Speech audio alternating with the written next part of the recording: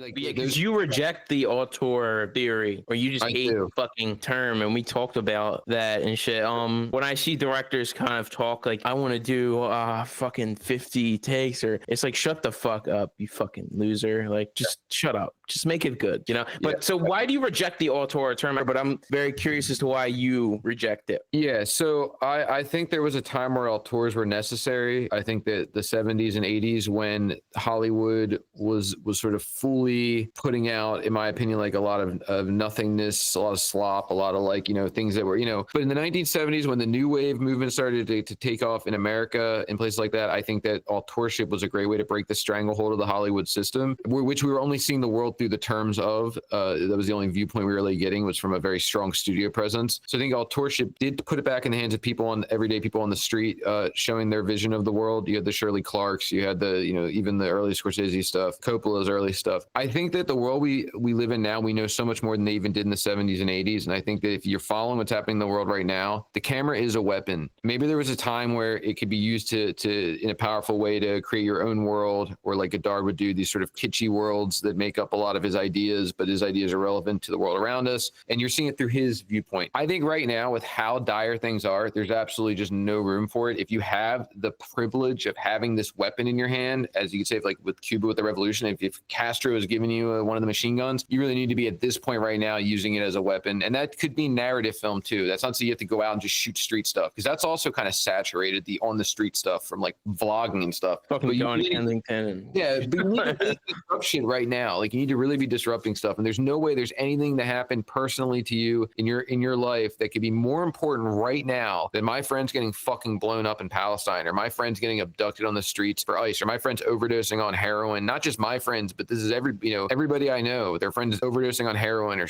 committing suicide. I think that if you can't tie that auteurship, like, you can have your view and your vision, but I think your auteurship now should just be the point of view or angle at which you're shooting the things I'm talking about.